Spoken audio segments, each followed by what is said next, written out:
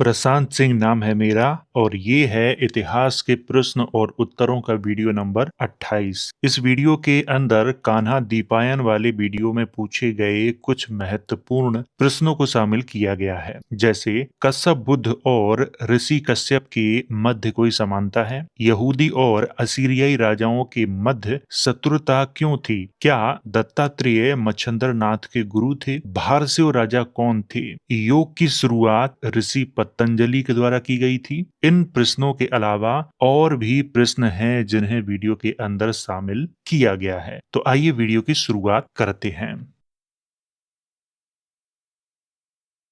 तो ये है पहला प्रश्न और इसमें पूछा गया है सरजी कश्यप वंश का सही इतिहास बताएं। हिरण्यकश्यप वंश का भी इतिहास, ऋषि या कश्यप बुद्ध का सही इतिहास मैं 28वां कमेंट कर चुका हूं। तो ये जानना चाहते हैं कश्यप बुद्ध और कश्यप ऋषि के बारे में, हिरण्यकश्यप के बारे में। सभी के बारे में प्रश्न और उत्तरों वाले वीडियो में बताना संभव नहीं है, लेकिन कश्यप जो ऋषि हैं और जो कश्यप बुद्ध हैं उनके मध्य में कोई समानता थी या नहीं थी, इसका उत्तर मैं आपको देता हूँ। कश्यप ऋषि वैदिक परंपरा के प्रमुख ऋषि थे। सप्तऋषियों में उनका नाम आता है। अनेक कुलों गोत्रों को उनसे जोड़ा जाता है और वे वैदिक परंपरा के प्रतीक माने जाते हैं। और जो कश्यप बुद्ध थे उनका संबंध बौद्ध परंपरा से है और बुद्ध वंश जैसे ग्रंथों में उनका उल्लेख आता है। संन्यास, करुणा, ध्यान के उपदेशक वो माने जाते हैं। कश्यप बुद्ध मुख्य रूप से श्रमण परंपरा के प्रतिनिधि थे,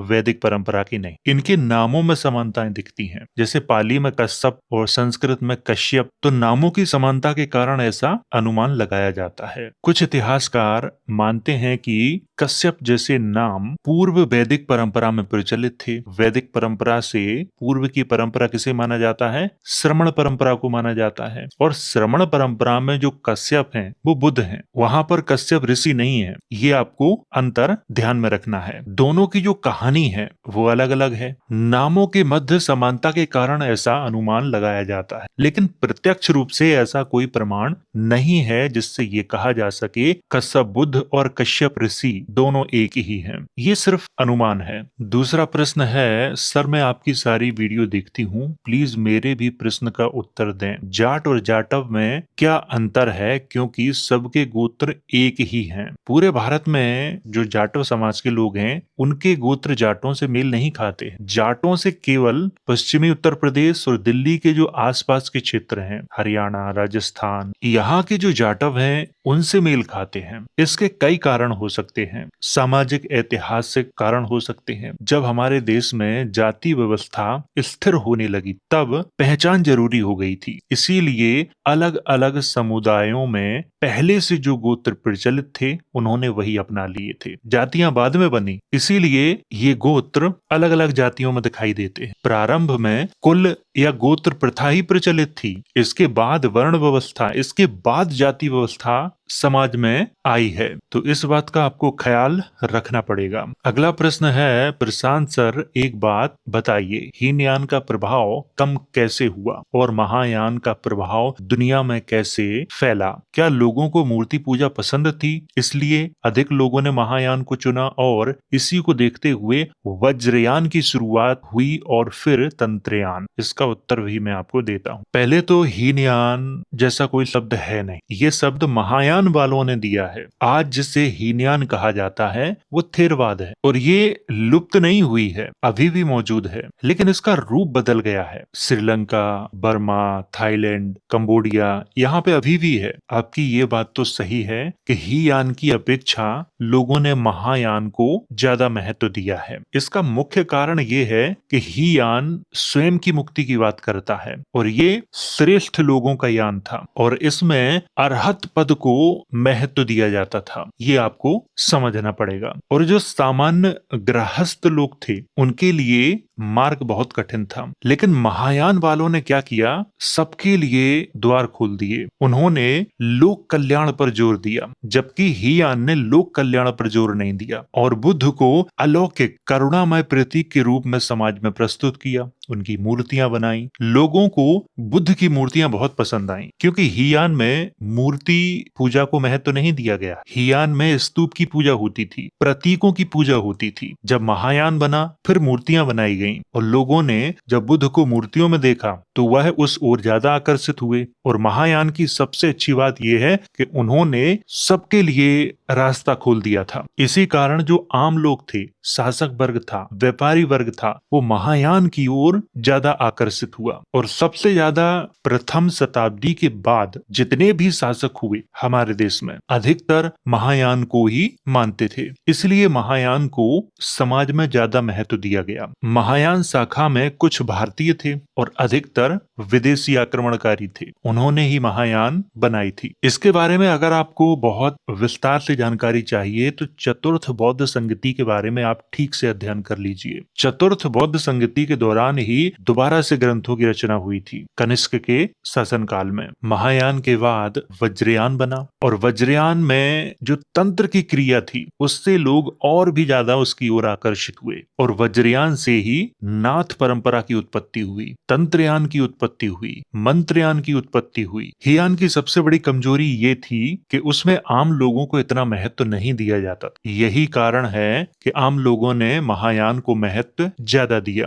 अगला प्रश्न है आदरणीय प्रशांत सर जी और डॉक्टर गीतेश सर जी, राबिनिक यहूदियों और असीरिया यहूदियों में प्राचीन समय में क्या दुश्मनी थी? और दोनों के मध्य दुश्मनी के कई कारण थे। साम्राज्यवादी विस्तार, कर, विद्रोह, दमन, परंपरा, ये सारे कारण थे। लेकिन दोनों के मध्य में दुश्मनी बहुत गंभीर थी। अगला प्रश्न है अतिसर नाथ परंपरा के प्रवर्तक मच्छंद्र नाथ थे, लेकिन कई हिंदू यह मानते हैं कि मच्छंद्र नाथ के गुरु दत्तात्रेय थे। In short, Machhindra Nath senior हैं या दत्तात्रेय? इसका उत्तर भी मैं आपको देता हूं। अगर आपने नाथ परंपरा वाला वीडियो देखा होगा तो थोड़ी सी जानकारी मैंने वहां पर मच्छंद्र नाथ के बारे में दी है, और दत्तात्रेय के बारे में भी मैं आपको जानकारी दे चुका हूं। लेकिन दोनों वीडियो में मैंने ये नहीं बताया है कि मच्छंद्र नाथ सीनियर थे या फिर दत्तात्रेय सीनियर थे। नाथ परंपरा का जब आप अध्ययन करोगे तो उनके प्रत्यक्ष रूप से प्रमाण मिलते हैं, और नाथ परंपरा के प्रवर्तक मच्छंद्र नाथ माने जाते हैं, जिन्हें मत्स्येंद्र नाथ लिखा जाता है। उनका मूल नाम मच्छंद्र नाथ ही था, तो मैं उन्हें मच्छंद्र नाथ ही कह रहा हूं। लेकिन मच्छंद्र नाथ को दत्तात्रेय का शिष्य बताना या उनसे छोटा बताना ये ठीक नहीं है। और ये जो परंपरा है जो छोटा बताती है या शिष्य बताती है, ये बहुत बाद की परंपरा है, लेकिन इसके कोई प्रमाण भी नहीं है। नाथ परंपरा में जो प्रथम सिद्ध या आचार्य माने गए हैं वो मच्छंद्र नाथ माने गए हैं। योग, तंत्र, हठ योग की परंपरा से ये जुड़े थे, और उन्हीं के शिष्य थे गुरु गोरखनाथ। और नाथ परंपरा की जो उत्पत्ति है वो वज्रयान से हुई है। उन्होंने वज्रयान की परंपरा को ही आगे बढ़ाया है। अब मैं आपको दत्तात्रेय के बारे में समझाता हूँ। दत्तात्रेय के बारे में जो जानकारी मिलती है वो अलग है। उन्हें अवतार के रूप में प्रस्तुत किया गया है, योग का आदि गुरु बताया गया है, अवधूत परंपरा का प्रतीक कहा गया है। समय पता नहीं है। दत्तात्रेय के ऐतिहासिक प्रमाण बहुत कम हैं। उन्हें दार्शनिक प्रतीक के तौर पर, अवतार के तौर पर अधिक महत्व दिया गया है। जो लोग मच्छंद्र नाथ को दत्तात्रेय का शिष्य बताते हैं उनके पास कोई प्रमाण नहीं है। अपनी परंपरा और मान्यता के आधार पर वो ऐसा कहते हैं। आपको यहाँ पर पहले कुछ तथ्यों को समझना होगा। नाथ परंपरा का जो संबंध है वो वैदिक परंपरा से नहीं है। नाथ परंपरा का जो संबंध है वो श्रमण तांत्रिक परंपरा से है, वज्रयान की परंपरा से है। और इस परंपरा को ब्राह्मणिक मुख्य धारा में स्वीकार कराने के लिए एक पौराणिक गुरु श्रृंखला जोड़ी गई है। इसीलिए दत्तात्रेय को वहां सीनियर बताया गया है, ताकि पूरी नाथ परंपरा को ब्राह्मणिक परंपरा में शामिल किया जा सके। और यही कारण है कि दत्तात्रेय को आदि गुरु बनाया गया। नाथ परंपरा के जो समकालीन ग्रंथ हैं उनका आप अध्ययन करिए। वहां पर कहीं पर भी ये स्वीकार नहीं किया गया है कि मच्छंद्र नाथ के गुरु दत्तात्रेय थे। ये बाद के जो नाथ परंपरा के ग्रंथ हैं, जब नाथ परंपरा को ब्राह्मणिक परंपरा में समाहित कर लिया गया, तब के जो ग्रंथ हैं उनमें ये बात दिखाई देती है। पहले आप तथ्यों को समझो, तभी ये आपको समझ में आएगा। और नाथ परंपरा के संबंध में मैं कई वीडियो बना चुका हूँ, आप उन्हें देख लीजिए। वहां से आपको मच्छंद्र नाथ के बारे में बहुत सी जानकारी मिल जाएगी, गुरु गोरखनाथ के बारे में बहुत सी जानकारी मिल जाएगी। और 84 जो महासिद्ध हैं उनके बारे में मैंने विस्तार से जानकारी दी है। ब्राह्मणिक परंपरा में जिन 84 महासिद्धों की बात की जाती है उनमें से अधिकतर तो वज्रयानी हैं, ये भी आपको समझना पड़ेगा। अगला प्रश्न है, मैं आपसे तीसरी बार ये प्रश्न पूछ रहा हूँ, भारसेव राजाओं का गोत्र क्या था? और वाकाटक राजाओं ने भारसेव नाम दिया तो भारसेव राजाओं का भारसेव नाम पढ़ने से पहले क्या था? इस प्रश्न का उत्तर मैं आपको दे चुका हूँ, लेकिन फिर से दे रहा हूँ। ऐतिहासिक रूप से भारसेव राजाओं का गोत्र कोई नहीं बता सकता, क्योंकि किसी भी लेख में उनके गोत्र की कोई चर्चा नहीं की गई है और मैं समकालीन लेखों पर ही विश्वास करता हूँ। अगर बाद में किसी ने भारसेव राजाओं के संबंध में कोई बड़ा सा ग्रंथ लिख दिया और उसमें उनके गोत्र को लिख दिया तो मैं इस तथ्य को स्वीकार नहीं करता, क्योंकि उनके मूल लेखों में गोत्र की कोई चर्चा नहीं है और मैं मूल लेखों को ही और जो समकालीन लेख हैं उन्हें ही महत्व देता हूँ। तो ऐतिहासिक रूप से भारसेव राजाओं के गोत्र को कोई नहीं बता सकता, ये आपको ध्यान में रखना है। और आपने कहा है कि जो भारसेव राजा थे उनका भारसेव नाम पढ़ने से पहले वो क्या थे? वो नागवंशी थे और उन्हें नागवंशी के नाम से ही जाना जाता था। मैं इस विषय में पहले ही वीडियो बना चुका हूँ, उसमें विस्तृत जानकारी आपको दे चुका हूँ और ये नागवंशी बाद के नागवंशी कहे जाते हैं। प्राचीन नागवंशी इन्हें नहीं माना जाता है। प्राचीन नागवंशी राजा अशोक के शासन काल से पहले के राजाओं को माना जाता है। इन्हीं नागवंशी राजाओं का सबसे सर्वश्रेष्ठ राजा था शेषनाग, जिसके संबंध में पुराणों में यह कहा जाता है कि पृथ्वी शेषनाग के फन पर टिकी हुई है। उसी शेषनाग का शासन था 110 ईसा पूर्व के आसपास। कहाँ राज्य करता था वो? मध्य प्रदेश का जो विदिशा है वहां पे। आपको इस विषय में अगर ज्यादा जानकारी चाहिए तो आप नागवंश वाला वीडियो देख लीजिए, वहां पर बहुत ही अच्छे से मैंने समझाया है। अगला प्रश्न है, सर योग पतंजलि नाम के ऋषि एक व्यक्ति या परंपरा ने बनाया था या कॉपी किया था? इसका उत्तर भी आपको मैं दे रहा हूँ। योग परंपरा ये श्रमण परंपरा की देन है, वैदिक परंपरा की नहीं, ये आपको ध्यान में रखना है। वैदिक परंपरा में योग को बहुत बाद में महत्व दिया गया है, लेकिन श्रमण परंपरा में इसे मूल माना जाता है। पतंजलि ने पहले से जो परंपरा चली आ रही थी योग की, उसको वैदिक रूप दिया है, उसे संहिताबद्ध किया है, अर्थात योग को एक व्यवस्थित, क्रमबद्ध और लिखित रूप वैदिक परंपरा में दिया है। श्रमण परंपरा में पहले से व्यवस्थित, क्रमबद्ध और लिखित रूप मौजूद था, लेकिन वैदिक परंपरा में नहीं था। तब वैदिक परंपरा के लिए पतंजलि ने क्रमबद्ध और लिखित रूप दिया था। पतंजलि योग के जनक नहीं थे और ना ही योग की परंपरा पतंजलि से शुरू हुई है, ये भी आप अच्छे से याद रखें। सामान्य तौर पर पतंजलि का जो समय माना जाता है वो 200 ईसा पूर्व माना जाता है और ये समय निश्चित नहीं है, हो सकता है उनका समय बहुत बाद का भी हो। लेकिन जो आधुनिक विद्वान वर्ग है वो ये मानता है कि 200 ईसा पूर्व में पतंजलि थे। तो क्या 200 ईसा पूर्व से पहले हमारे देश में योग नहीं था? 200 ईसा पूर्व से पहले हमारे यहाँ सैकड़ों संप्रदाय मौजूद थे और उन सैकड़ों संप्रदायों में से अधिकतर योग की परंपरा को ही आगे बढ़ा रहे थे। जैन और बौद्धों का नाम तो बहुत उच्च स्तर पे आता है, लेकिन कई छोटे छोटे संप्रदाय भी थे जो सैकड़ों की संख्या में थे और उस समय लोग योग को बहुत महत्व देते थे। वैदिक परंपरा वालों ने इसकी कमी महसूस की। तब पतंजलि ने जो पहले से योग परंपरा चली आ रही थी उसे लिखित रूप दिया था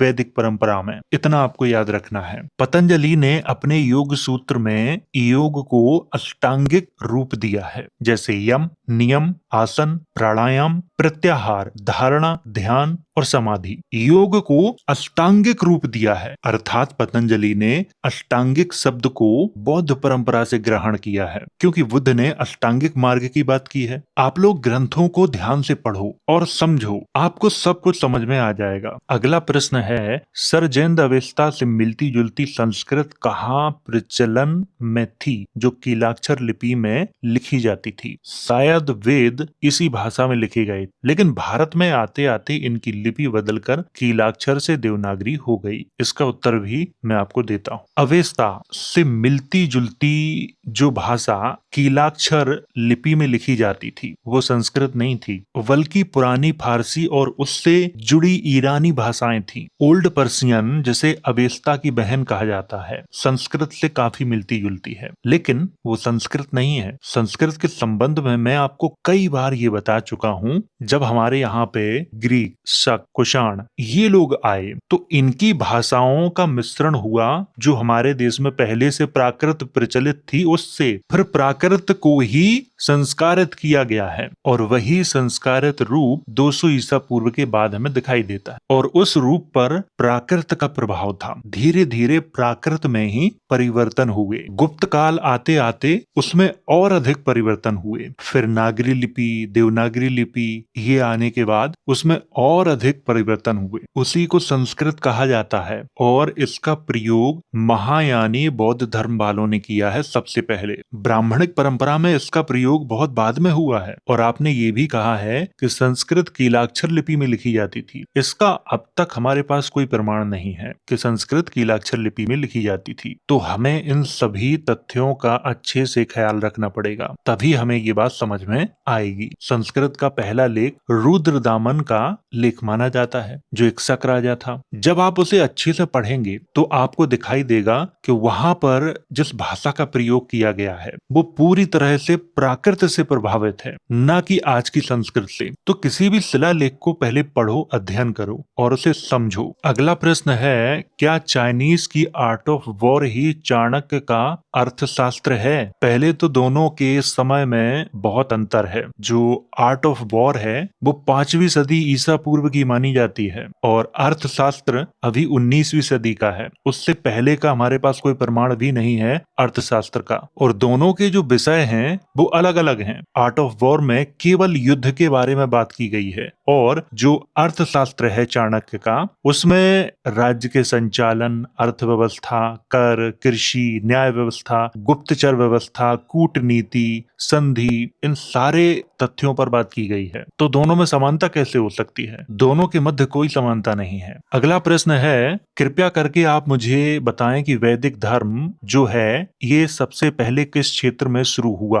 और वैदिक धर्म कितने साल पुराना है? क्या ये बौद्ध धर्म से ज्यादा पुराना है या बौद्ध धर्म इससे ज्यादा पुराना? कृपया करके बताएं। वैदिक धर्म के बारे में मेरा जो नजरिया है वो बिल्कुल अलग है। मैं अन्य लोगों की तरह आंख बंद करके या आस्था के आधार पे अपना मत नहीं रखता। वैदिक परंपरा प्राचीन है, लेकिन भारत में प्राचीन नहीं है। भारत में इसकी जो शुरुआत है वो 2री सदी ईसा पूर्व के बाद होती है। तो इसका मतलब ये नहीं है कि वैदिक परंपरा 2री सदी ईसा पूर्व से प्रारंभ हुई है। वैदिक परंपरा को अगर आप भारत से बाहर देखोगे, ईरान वाले क्षेत्र में देखोगे या उससे आगे तुर्की वाले क्षेत्र में देखोगे, तो आपको इसका बहुत विस्तृत रूप दिखाई देगा। मेरे अनुसार वैदिक परंपरा सेमिटिक परंपरा से संबंधित है। उस सेमिटिक परंपरा में कई समूहों के देवी देवता शामिल थे, और वो बहुदेववादी परंपरा थी। इसीलिए यहूदियों से भी वैदिक परंपरा का संबंध दिखाई देता है, और यामनिया एक कल्चर है उससे भी दिखाई देता है, और ईरान की परंपरा से भी दिखाई देता है। तो भारत से बाहर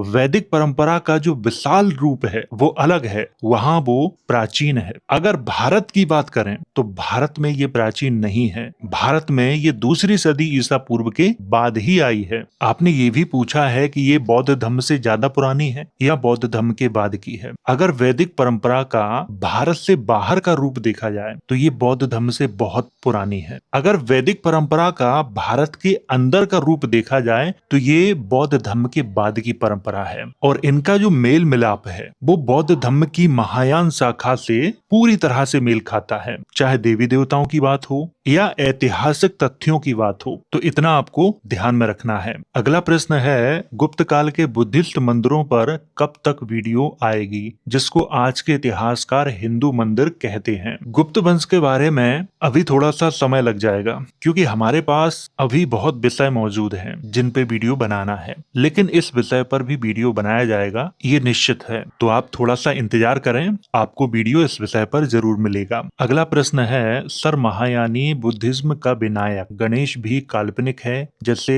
ब्राह्मण धर्म का गणेश काल्पनिक है, क्योंकि एक हाथी का सर इंसान के ऊपर कैसे लगाया जा सकता है? इसका उत्तर मैं आपको बहुत कम शब्दों में दे रहा हूँ। अगर आप महायान का अध्ययन करोगे तो वहाँ गणेश कोई और नहीं है, बुद्ध को ही गणेश कहा गया है, क्योंकि बुद्ध का जब जन्म हुआ था उससे पहले उनकी माता को स्वप्न में एक हाथी दिखाई दिया था, तो बुद्ध के उसी रूप की पूजा होती है, इसीलिए उसे एलिफेंट हेडेड बुद्धा कहते हैं। भारत में भी वही रूप है, लेकिन उनके संबंध में कहानियां बदल दी गई हैं, अतिशयोक्ति बातों को उनमें डाल दिया गया है, इसलिए वो बातें लोगों के दिमाग पर खरी नहीं उतरती हैं। फिर लोग प्रश्न पूछते हैं तो धार्मिक लोग गुस्सा हो जाते हैं, जवाब नहीं देते हैं। मेरे अनुसार गणेश जी काल्पनिक नहीं है, क्योंकि गणेश जी की जो उत्पत्ति है वो कहाँ से हो रही है इस तथ्य को समझो, और जहां से उत्पत्ति हो रही है जब आप इसे समझ लेंगे तो फिर आपको ये भी समझ में आ जाएगा कि गणेश जी के संबंध में जो कहानी आज प्रचलित है वो क्यों बनाई गई है, ये आपको समझ में आ जाएगा। अगर आपको ये समझ में आ गया तो फिर आप काल्पनिक नहीं कहेंगे। आप इंटरनेट पर सर्च कर लेना एलिफेंट हेडेड बुद्धा, आपको कहानी मिल जाएगी। ये है अगला प्रश्न, और इसमें इन्होंने पूछा है, प्रशांत सर आपको पिछली वीडियो में भी मैंने यही प्रश्न पूछा था और अब भी वही प्रश्न पूछ रहा हूँ, देसी ब्राह्मण कौन है और वह कैसे यह विदेशी ब्राह्मणों के साथ ब्राह्मण बन गए? इसका उत्तर मैं आपको देता हूँ, लेकिन पहले भारतीय व्यवस्था के बारे में आपको समझना पड़ेगा। अगर आपने बौद्ध ग्रंथों का अध्ययन किया होगा तो आपको ये बात मालूम होगी कि वहां पर बमण की चर्चा है और पूरा बमण वर्ग ही है, अर्थात पूरा बमण वर्ग ही है, पंडित वर्ग की चर्चा है। बमण का अर्थ होता है विद्वान, शिक्षक, आचार्य। नालंदा विश्वविद्यालय में जो शिक्षक पढ़ाते थे उन्हें आचार्य या उपाध्याय कहा जाता था। तो सबसे पहले आपको यही समझना है कि बमण हमारे देश में पहले से थे, फिर मौर्य वंश के पतन के बाद हमारे यहाँ ग्रीक आए, पहलव आए, शक आए, कुषाण आए, और भारत में इन्होंने आके महायान शाखा को जन्म दिया। तो जो लोग बाहर से आए थे उन्होंने भी स्वयं को बमण कहा है, अर्थात विद्वान वर्ग